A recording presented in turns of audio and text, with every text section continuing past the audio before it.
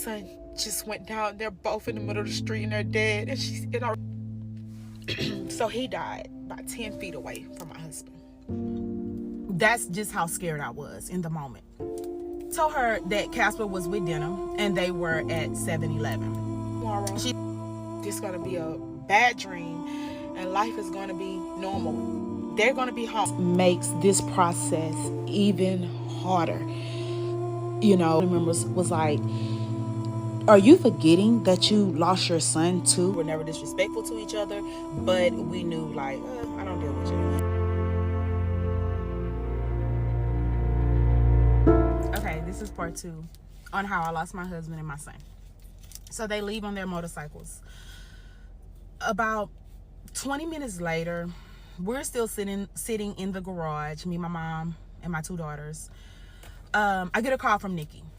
So I answer the phone and Nikki's like, hey, Liz, is Casper home? And I said, no, he's around the corner at 7-Eleven.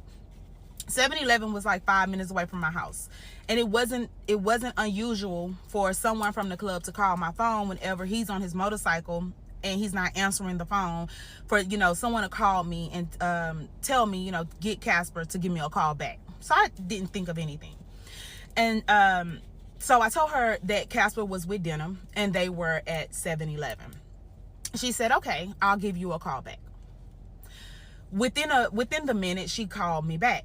This second time when she called me back, that is what kind of scared me, because it was the calmness in her voice that brought trembles to my heart at that time.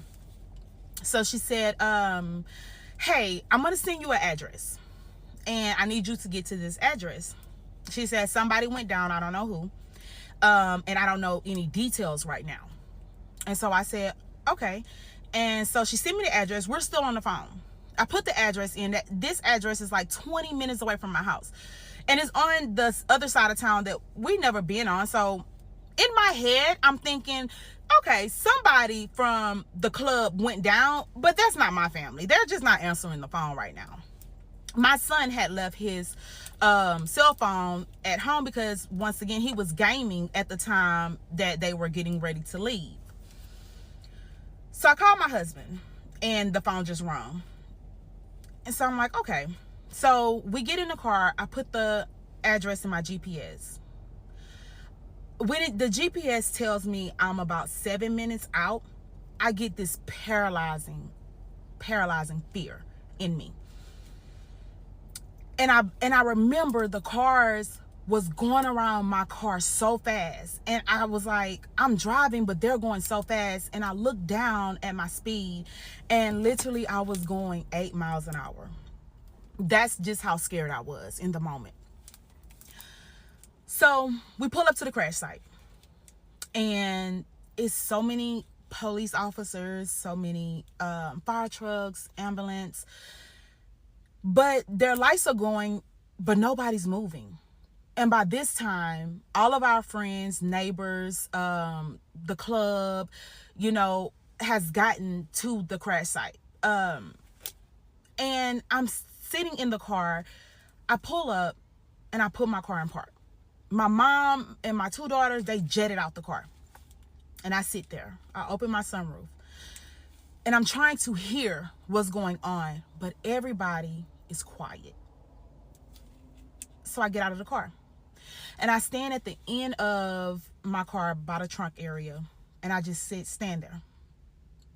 And I hear my daughter scream at the top of her lungs, my brother, my brother. So I'm like, okay. I'm like, my son is hurt. So now that fear kind of left, and I was like, I have to go check on. 1 second. So now I'm like, I have to go check on my son. So as I'm walking across the street to get towards the crash site, one of my husband's friend, she stops me. And she has tears in her eyes. But she never said one word to me. And she just hugs me. And I said, it's my son. I said, my son is hurt. Huh? And she never said anything. She just stared at me. And she looked at me like I wish I can just tell you that your son is hurt and everything else is okay. She didn't say anything to me. By that time, my husband's president was pulling up.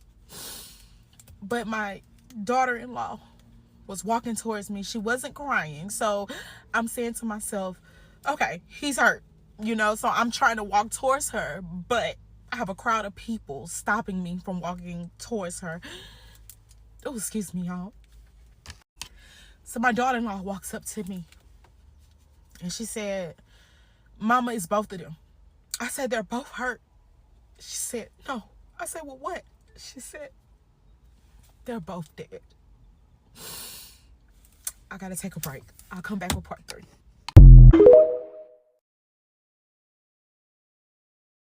Okay, this is part 2 on how I lost my husband and my son. So they leave on their motorcycles. About 20 minutes later, we're still sitting in the garage, me, my mom, and my 2 daughters. I get a call from Nikki. So I answer the phone, and Nikki's like, hey, Liz, is Casper home? And I said, no, he's around the corner at 7-Eleven.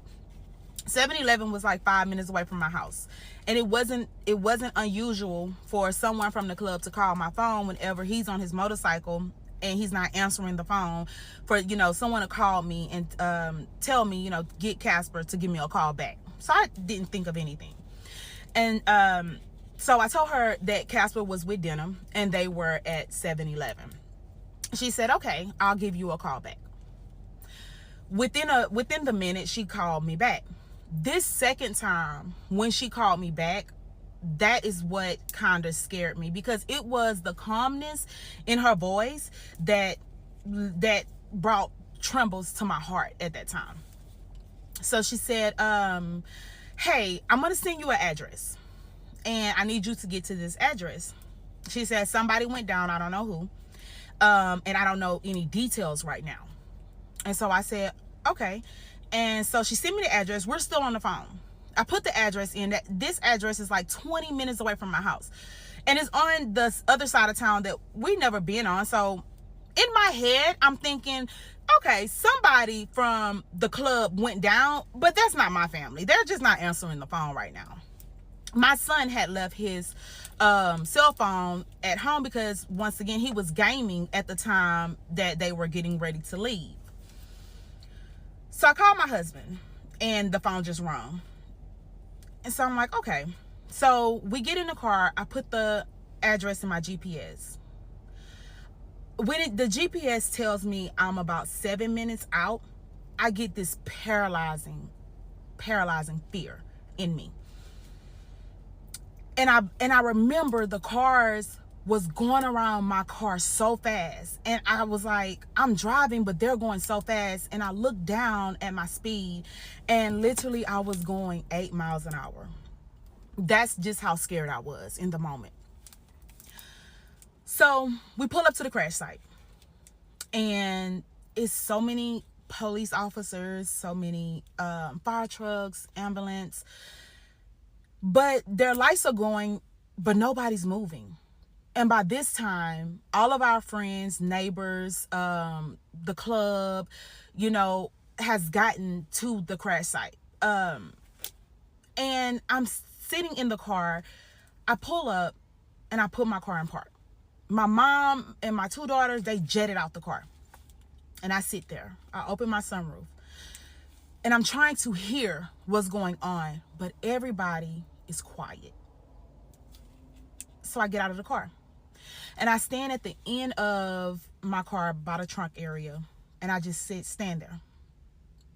And I hear my daughter scream at the top of her lungs, my brother, my brother. So I'm like, okay. I'm like, my son is hurt. So now that fear kind of left, and I was like, I have to go check on. 1 second. So now I'm like, I have to go check on my son. So as I'm walking across the street to get towards the crash site, one of my husband's friend, she stops me. and she has tears in her eyes, but she never said one word to me. And she just hugs me, and I said, it's my son. I said, my son is hurt. Huh? And she never said anything. She just stared at me, and she looked at me like, I wish I could just tell you that your son is hurt and everything else is okay. She didn't say anything to me. By that time, my husband's president was pulling up, but my daughter-in-law was walking towards me. She wasn't crying, so I'm saying to myself, okay, he's hurt, you know. So I'm trying to walk towards her, but I have a crowd of people stopping me from walking towards her. Oh, excuse me, y'all. So my daughter-in-law walks up to me, and she said, Mama, it's both of them. I said, they're both hurt. She said, no. I said, well, what? She said, they're both dead. I gotta take a break. I'll come back with part 3.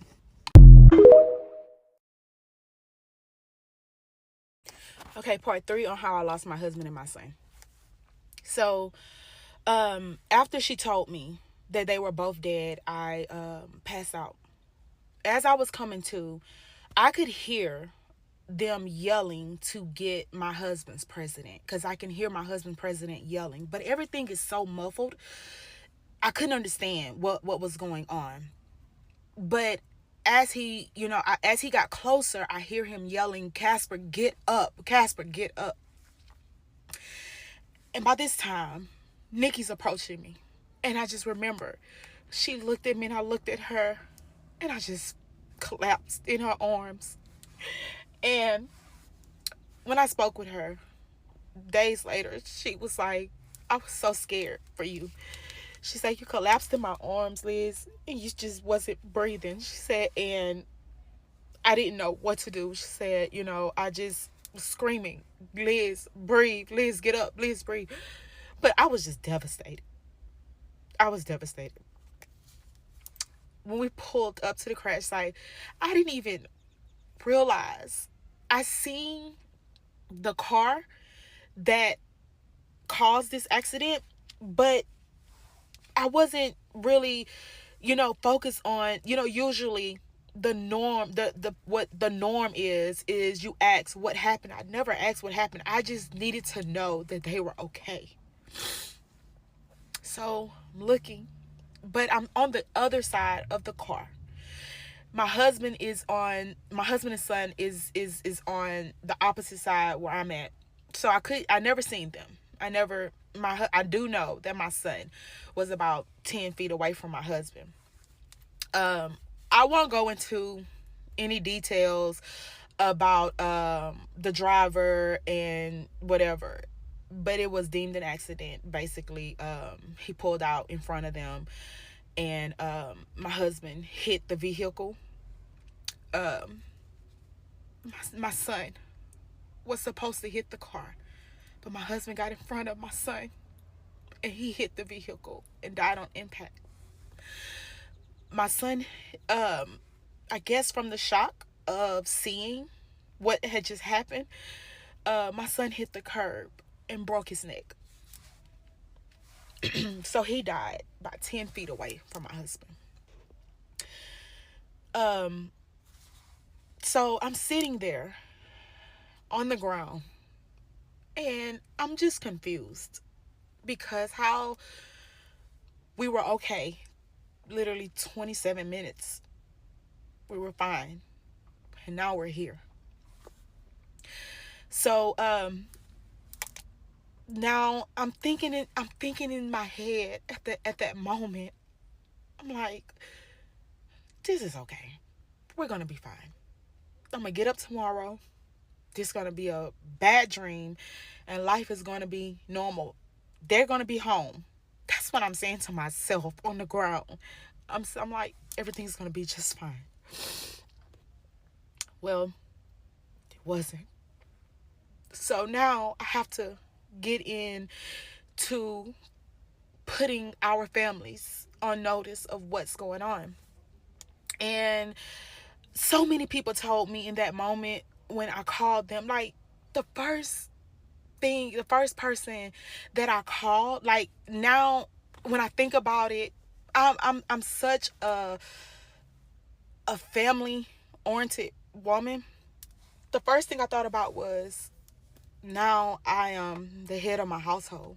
I have to make sure that, these contracts that that I have to call, and let them know what just happened. So I'm calling my jobs. You know what I'm saying? Like, I'm not even calling family right now.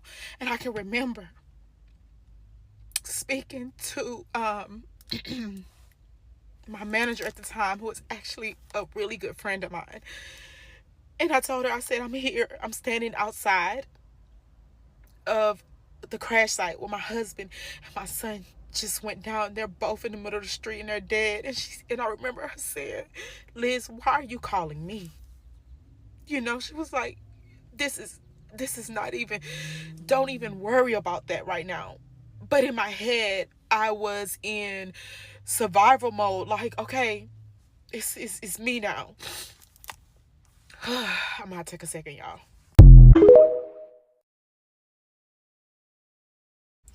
Part 4 on how I lost my husband and son.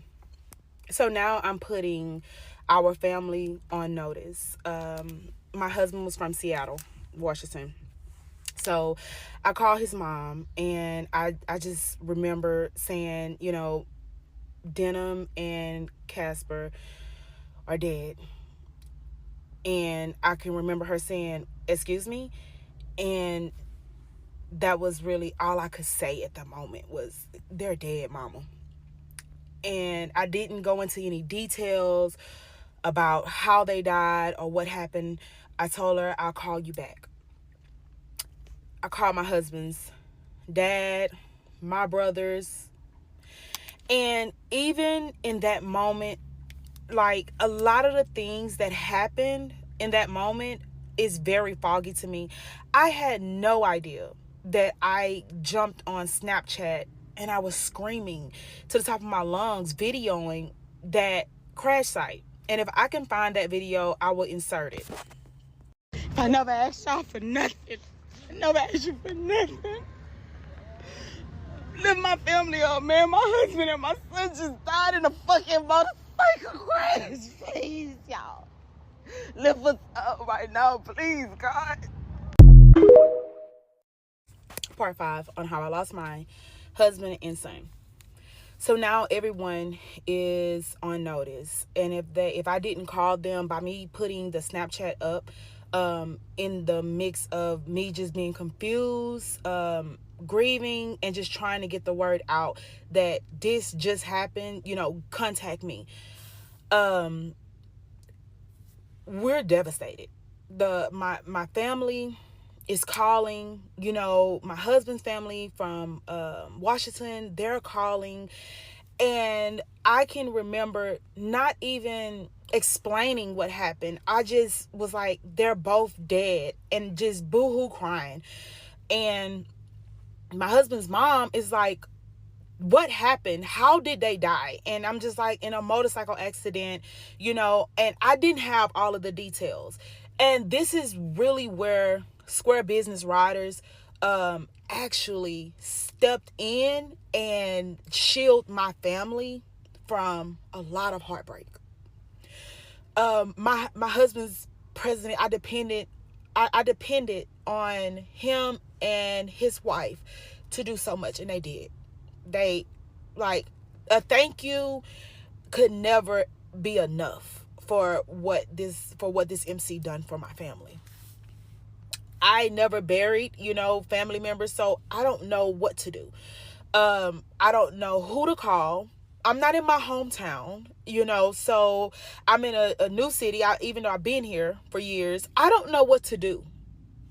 I can remember my mom, crying, my daughter-in-law, and all of a sudden, I just took a deep breath, and I was like, it's time to go. It felt like we were out there for forever. And I said, it's time to go.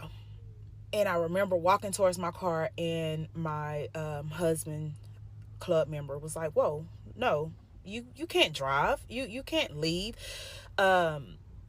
D actually lived on the same street as me, and he was a part of my husband's MC. So he was like, I'll take you home. I'll take y'all home. And I just remember getting in the backseat of the car, and I was just distraught. I closed my eyes going home, and it just felt like it took us forever to get home. But reality did not set in right then and there. I just knew when I got home, I was going to wake up. They were going to be at home, and everything was going to be okay. This was just a dream, whatever. So we get home, and I'm just sitting in the garage, and it's just quiet. You know, by that time, you know, everybody is passing by. They heard what happened, things of that nature, and you know, they're just checking on us. But I'm just in a zone. My daughter is in so much pain. She is going into labor, and at that time she was like 7-8 months pregnant. And I just remember telling her, I can't bring you to the hospital. Just try and, you know, lay down, relax, you know, your blood pressure is up. And she, you know, she did that. She didn't really, you know, bother me. She just basically just stayed, you know, laying down and just fighting through it. But I was so confused. Like I was confused for like a week. So in that night, so once everyone basically went home, my daughter went into labor. And I remember going to the hospital and them taking her to labor and delivery. And I just could not compose myself.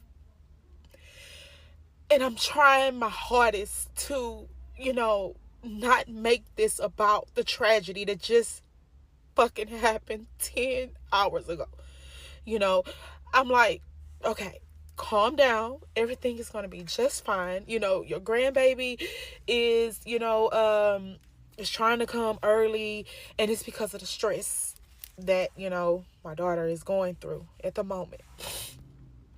And I just feel so bad because I kept losing conscious at the hospital. So I'm in the room with my daughter, and I can remember blanking out and coming to. And my daughter said, please take care of my mama. Just take care of my mama. And I'm just boohoo crying because I feel like this is not even about what just happened. This is about your granddaughter. You know, like, you can't even hold it together. That's what I'm saying to myself. And I remember the nurse, they put me in a wheelchair, and I just, you know, I was so ashamed. I was so ashamed. And the nurse was like, you just suffered a tragedy, you know. And I can remember she was crying with me. And I said, I can't even keep my emotions together from my grandbaby. I said, I'm so embarrassed. And she was like, you know, this is a major tragedy you just suffered. She was like, you shouldn't feel embarrassed. The doctor came in, gave me some medicine, and like, okay, part 6 on how I lost my husband and son. So the doctor gave me some medication that actually knocked me out for a few hours. They were able to stop my daughter's labor, and we were on our way back home. I felt numb. I didn't feel sad, and I didn't feel happy, but I just felt numb. I don't even know what the doctor gave me. I just know he gave me 2 pink pills, and I was knocked out. So we get home. Everybody is arriving. My family is arriving into town. My husband's family, our friends, the motorcycle clubs are stopping by. My husband club, you know, was at my house, and they basically were doing everything for my family. When it came down to Square Business Riders and the Drip Gals social club, we didn't have to do anything. They took great care of my family, and that is something that I will always be grateful for.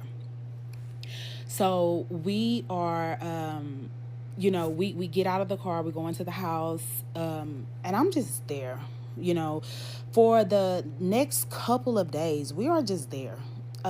People are staying at our house for, hours at a time, just to make sure that we were okay. And I want to rewind back to the time that we got in the car to leave the crash site. And Nikki was looking in the car, and she said they lost the men of their house. It never dawned on me that the men of our home was actually gone. Like, my mind was just everywhere. And it's us women. And we are anticipating a little girl, my grandbaby. So, we're there. My husband motorcycle club is like regulating everything and just basically, keeping my family protected from hearing all of the details that happen, because now I still don't know the details. I just know that they got into a motorcycle accident. I don't know, none of the details. I don't want to know none of the details. I can remember, routing everyone to my husband's president. Whatever you got to tell me, whatever you saw, whatever talk to him. And I would get the information from him. And that's what happened. I didn't know how my son died until probably 3 days before his services. I didn't want to know. I did not want to accept the fact that my son was gone. I didn't know how my husband died. I didn't want to know. That was my true love, the love of my life. So I didn't care to know any details. I just know that this was bad. So we're going into Mother's Day. My husband and my son died that Wednesday. That Sunday was Mother's Day. That Saturday night, I was sitting in the garage. Everyone was getting ready to leave and go home.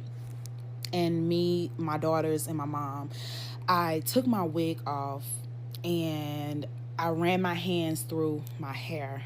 And my hair came out of my head as if I put some type of hair removal in my hair. And it scared everybody because we all like jumped up. And I was like, what is happening? So I did it again and more hair came out. And it wasn't like shedding. It was like coming from the root, like dead hair just pulled out from the root. So I ran in the restroom. And now, I'm kind of nervous because I was diagnosed with a brain tumor a year prior before this happened. So now it dawns on me like, okay, something may be wrong with my brains now again. I don't know what's going on. So we're panicking. And all of my hair fell out of my head, like as if I took a razor and shaved my hair off. But I didn't. It just from the grief and the shock that was happening. So if I can find a picture, I will cover my face up and insert that picture, because I was still sitting in the garage when I pulled out all of my hair. And then eventually I had to just shave off the rest of the patches that was on my head. But all of my hair fell out. And that was the time when I realized that you got to take care of yourself. Part 7 on how I lost my husband and son. So now we are a few days after they have passed away. We're probably 4 days. We're at Mother's Day. In my head, I did not want to view them. I did not want anyone to view them. Me and my husband would speak all the time about if something happens to one of us, what we want. My husband he always told me, I don't want a funeral. Cremate me, press me in a diamond, and keep going about your life. But how could I do that? Because now I'm a grieving mother. And my husband has his father and his mother still alive. And I was not about to automatically cremate him without his parents being in Texas, being able to view their son and also have an opinion on what they want for their final wishes for their son. So everything that me and my girls and my mom done for those boys was nothing. It had nothing to do with us. We were so selfless when it came down to making sure everyone walked away from this situation and they felt whole and they were able to say their final goodbyes to both of them. And just basically doing what's right for everyone, even though we didn't want to. So that Sunday, the funeral home called me that Friday or Saturday, I don't know, and they said we were able to view them tableside. Wait, let me back up. They didn't call me. They called my husband's president, and he relayed the message to me, if I'm not mistaken. I don't know. Everything is just crazy right now, so I don't know. Whichever way it happened, they got in contact with the family and said that we can see them on Sunday. I had already told everyone, I'm not seeing them. I don't want to see them. Y'all can go up there to see them, but we're not going. I was laying in the bed that Sunday morning around 8 o'clock. My ex from years ago, his mother called me, and I see it's her, and I'm like, and me and her, we didn't have a good relationship. So what made me answer the phone, I guess I just wanted to know what she was going to tell me in that moment. So I answered the phone, and the first thing she said was, "Oh, Liz." And I just boohoo cried. And I jumped up out of the bed and I went into my bathroom and I just stood there in the mirror.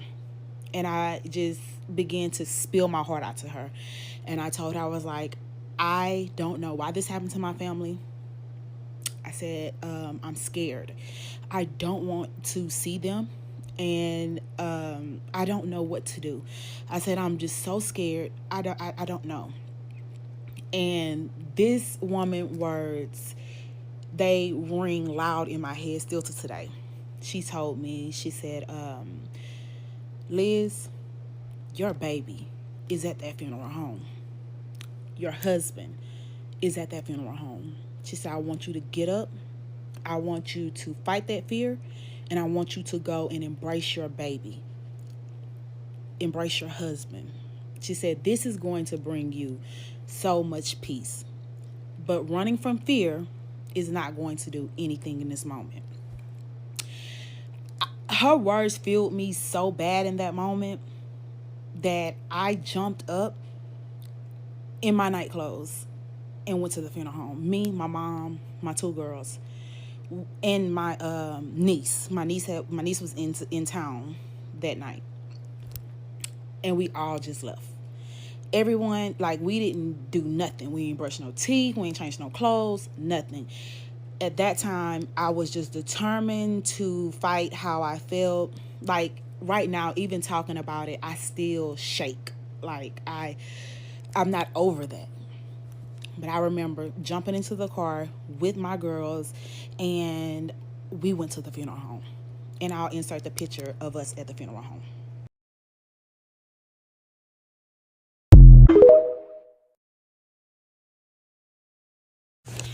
Part 8 on how I lost my husband insane. So we get to the funeral home. The only people who are there is my husband's motorcycle club. Those are the only people that I was going to allow to see them. So as we pull up, they were all pulling up, just getting out of their cars. And I can remember getting out of my car, and they were looking at me like, why are you here? Because you said you wasn't going to come. But it wasn't like looking at me like, why are you here? They're looking like, are you okay? Are you sure you can go in here and be okay? Because the 4 days that, they had been at my house, and, they really had already knew my mental state, and they were just trying to make sure that you're okay to go in here. And I just didn't say anything. And I was just like, I'm going in. So we went inside of the funeral home, and I am so afraid of funeral homes. Like, I'm so afraid of funeral homes too. If I have to pass by a funeral home, I will literally go all the way around not to be around a funeral home. I don't like it. But what I can say is that Tree of Life Funeral Home was so kind to me.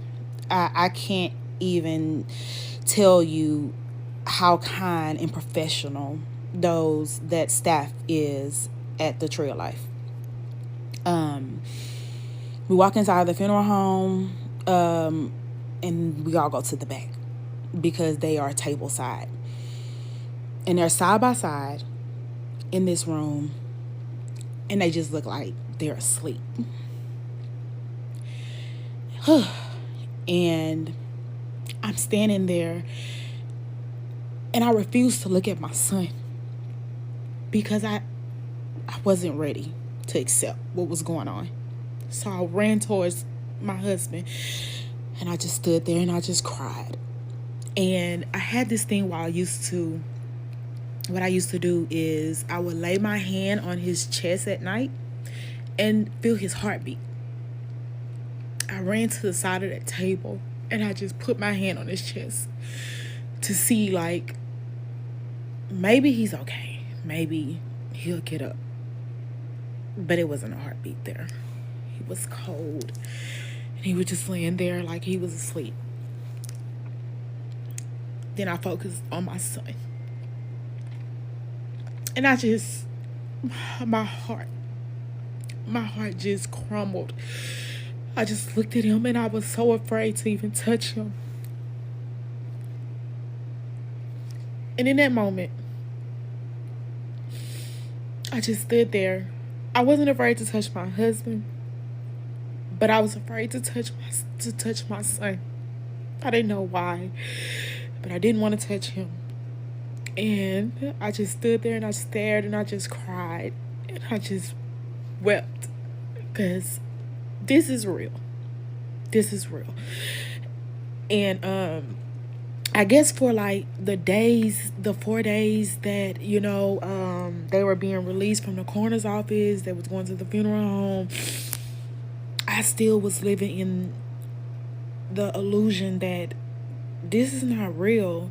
But that moment at the funeral home, I knew this was it. This is nothing I can do. It's nothing nobody can do.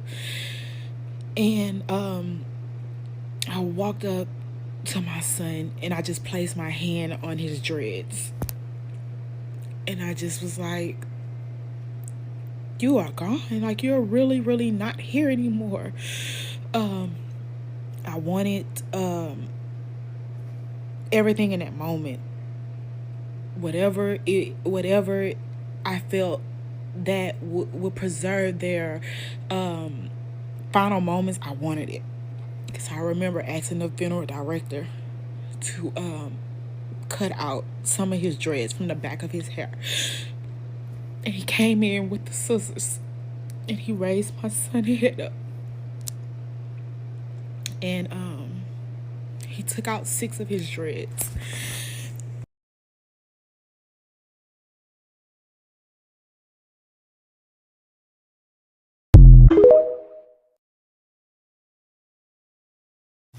Part 9 on how I lost my husband and my son. And I'm sorry that I had to break this up. I had no idea that it was going to take me this long to just actually speak about it. This is my first time speaking about it. So I'm sorry that it's broken up in so many parts. I think this is going to be my last part for tonight. And then I'll try again tomorrow. But he handed me my son dreads. And I just remember standing there and I just was holding them and I was smelling them, just really trying to make my brain catch up with what is happening in our life right now. I called my husband's mom on FaceTime. She requested me to call her because I called her when I was on my way to the funeral home, and she said, I want to see both of them. And I let her see both of them on FaceTime. And now it's time for us to go home. So on my way going home, I was destroyed. I was just, it felt like it happened all over again, because now I've seen them and I realized that this is real. And what are we going to do from here? I have no clue. But my mental state was in shambles. It was horrible. We get home, and by this time, the drip gals had brought and when I say the drip gals is a social club. They brought so much stuff for us. Square Business Riders had so much stuff for us, so much food, water, toiletries. They actually showed me how I have felt so many people when they have lost a loved one. Because we think, if I just show up to the funeral, that's enough. If I call you, if I, comment my condolence to you or whatever, that should be enough. And it's not. So now we're moving into planning a double funeral. One of the worst parts that I can tell you this, the funeral process makes this process even harder. The funeral process is the worst process. I wanted to have both of their coffins closed. I did not want to see them, but this was before I actually seen them at the funeral home. So now that I have seen them, I sit down with my girls and my mom, and I tell them I'm opening up both coffins at the services. And my mom and them, they agree.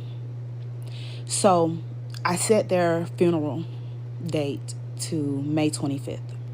This was going to give my husband family time, my family time. My family stays, 5.5 hours away. His family stays in Washington. This was going to give everybody enough time to get into town.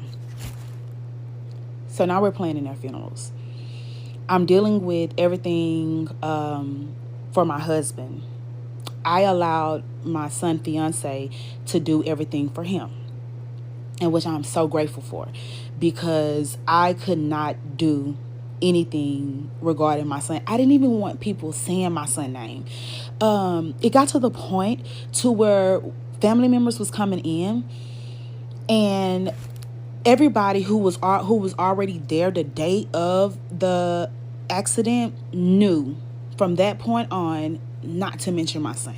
Don't say anything about him. Don't say anything. You don't even say his name around me. And it got to the point where family members was like, are you forgetting that you lost your son too? Which is, I understand, because everyone was talking about my husband. Everyone was, just telling memories about my husband. No one mentioned my son because they were on notice not to mention my son. The sound, just people saying his name, just made me lose it every time.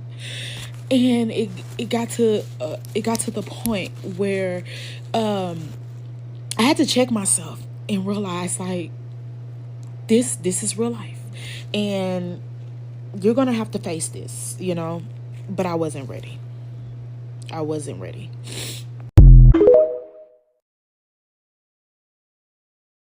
Okay, this is going to for sure be my last video for tonight.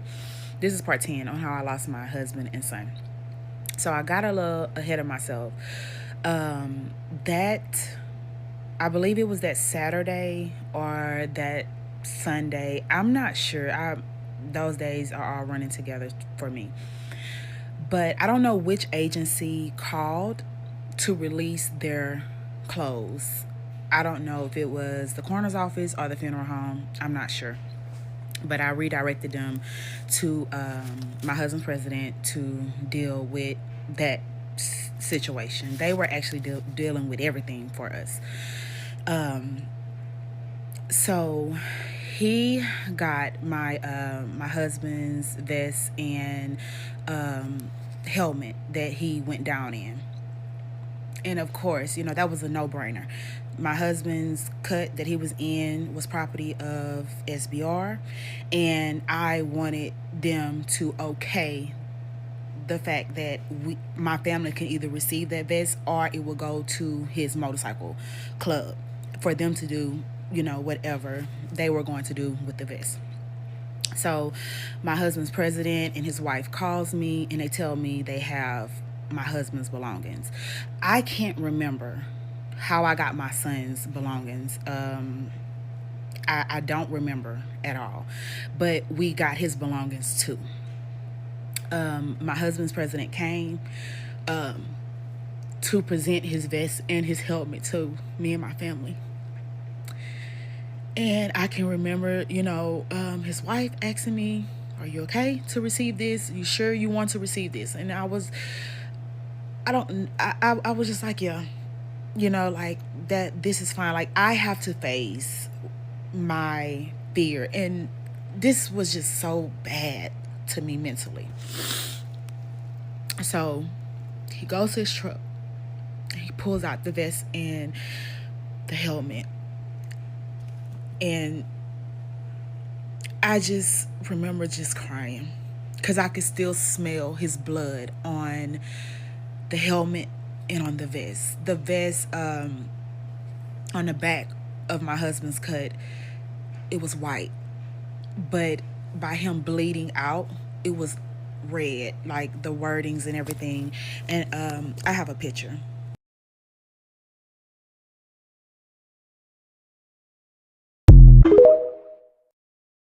Okay, part 11 on how I lost my son and my husband. Y'all, I'm trying to get this done before tomorrow. Tomorrow marks their 1 year anniversary. So I'm trying my best to go through my memory bank and just get this done.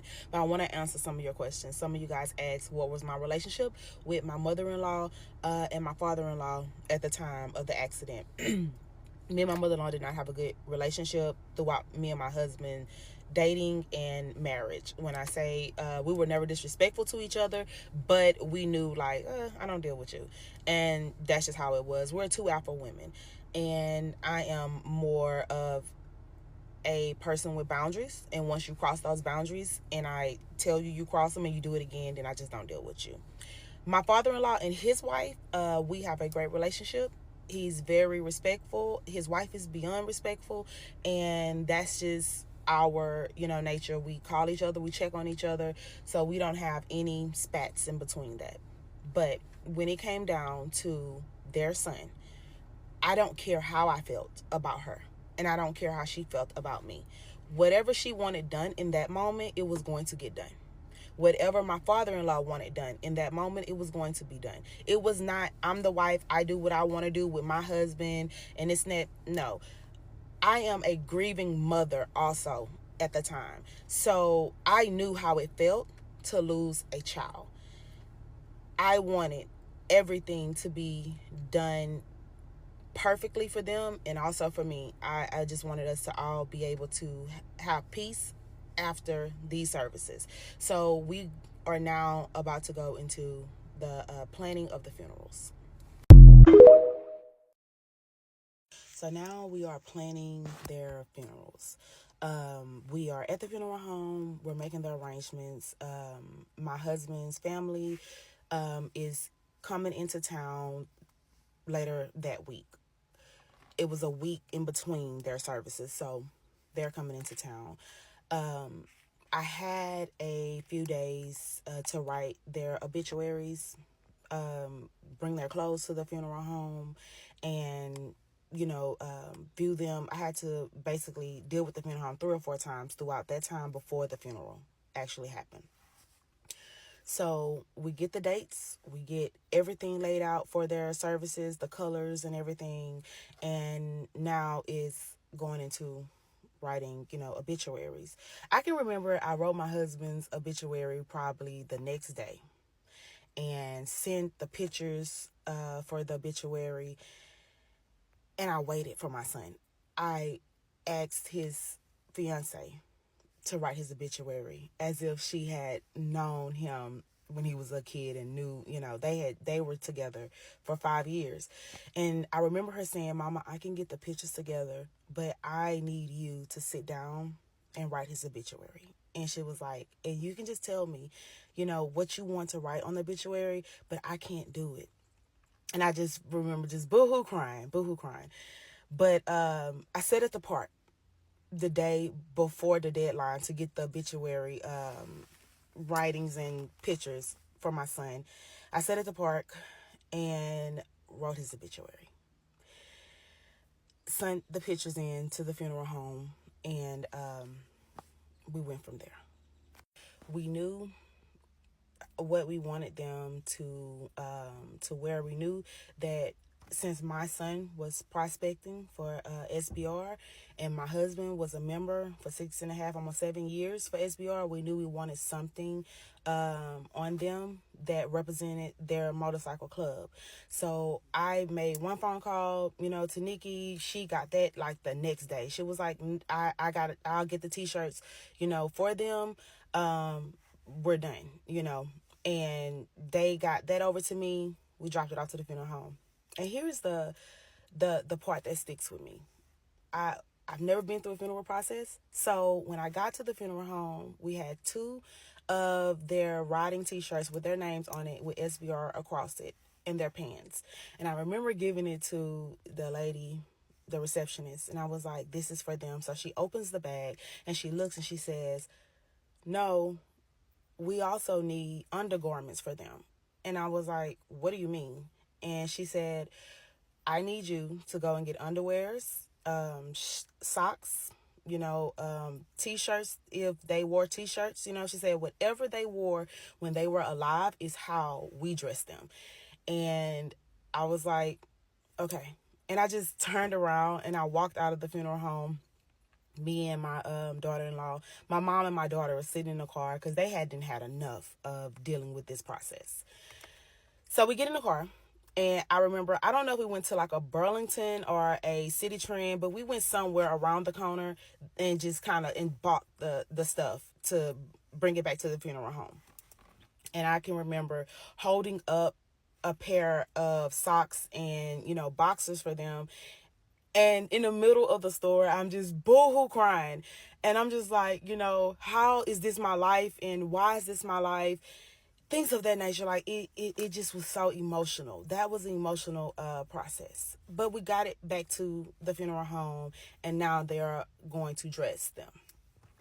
So they called me probably a day, probably that Thursday of the week of the services. They called and they told me that we have a final viewing. And the final viewing is you viewing your family member as if they are set up at wherever site you have them at. And I can just remember shaking so bad. I have already seen them, once, but it's like you have to see them again before the services and basically approve that you like how they look and it is okay to present them at the service.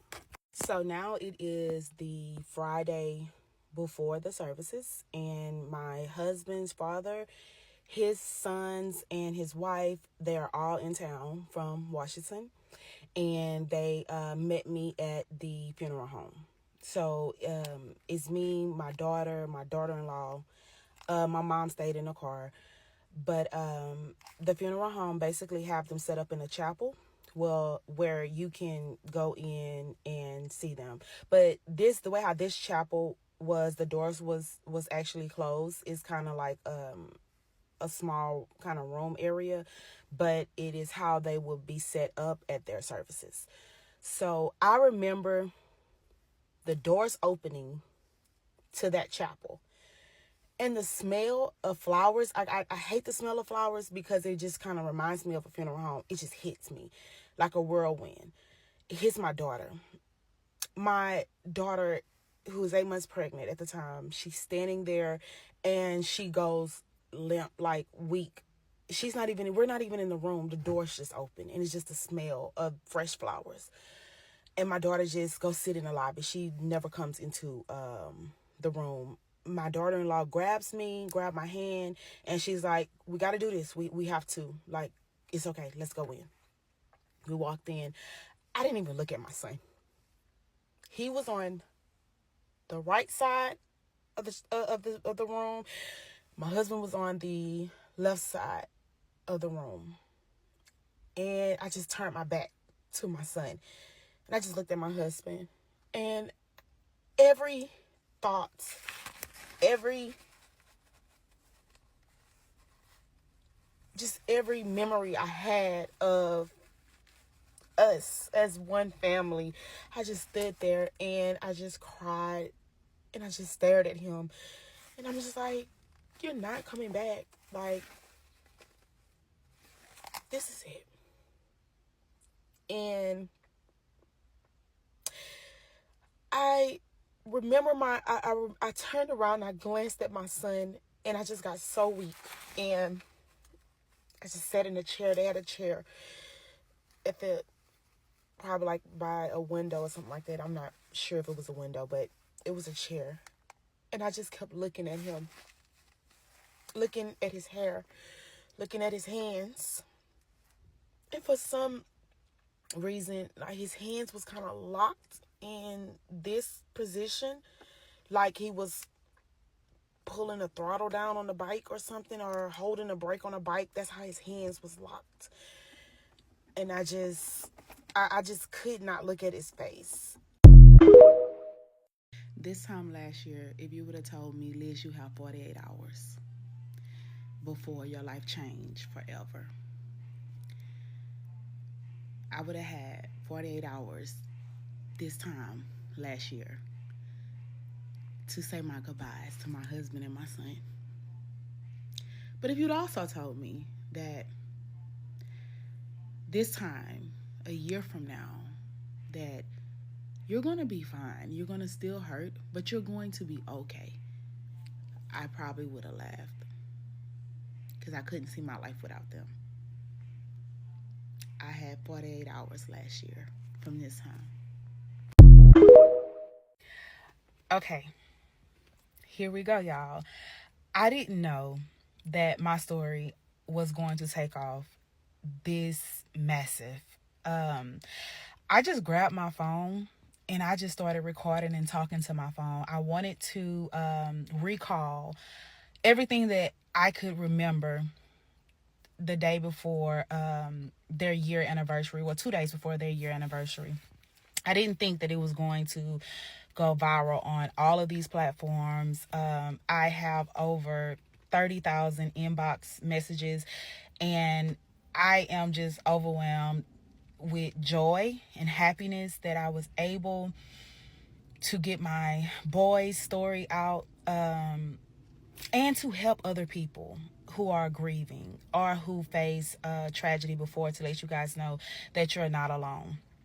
But I want to let you guys know that I do not have any GoFundMe that is up. I do not have any PayPal or anything like that. That was not why I put my story out. I put the story out because it is our family story. And I wanted to recall everything as it was fresh to me.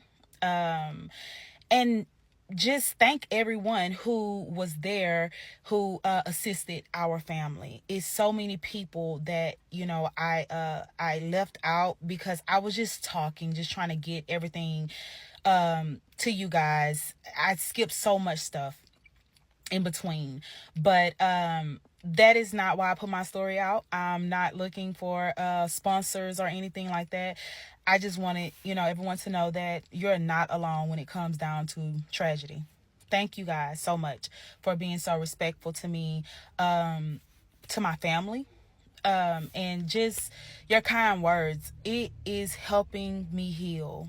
For the last 12 months, I have been suffocating because I didn't know if I ever wanted to talk about it, or if, you know, if I wanted to be vulnerable to millions of people who don't know me, who didn't know my family. Thank you. is really all I can say. And once again, we are not looking for any funding or anything. So if someone is reaching out to you, that is not my family. We just wanted to get their story out and honor them for their 1 year, not being with us. But once again, thank you all. Thank you, thank you, thank you. And just like that, you gotta get up, go do something good for yourself. Like right now, I'm at the gym. But what does grief look like for me? I'll tell you. Grief is still, my hair is falling out. I still have uncontrollable panic attacks. Sometimes I have sleepless nights, but most of the time I have to take my medication to go to sleep. Grief looks like not showing me anything that has my son or my husband on there. Coming through my garage, ignoring the stuff that I have for them in my garage, covering up their stuff. I'm unable to look at their pictures. I'm unable to say their names. A lot of the times, if you notice, I refer to them as my husband and my son. Yeah, that's what grief looked like to me. Crying all day, crying while you're working, crying after work. At first it was me drinking compulsively, but finally I got out of that. But that's what my grief looks like. What does grief look like to you? Grief is hard. Grief is life. As you see, I'm laying here and my tears just stains my pillow. I just cry every time, every day, every time I get off work. I have to lay and mourn my losses. Then I get right back to whatever it is I'm supposed to be doing. But grief is nasty. And yeah, it's gonna look different for everybody. But this is what life brings you.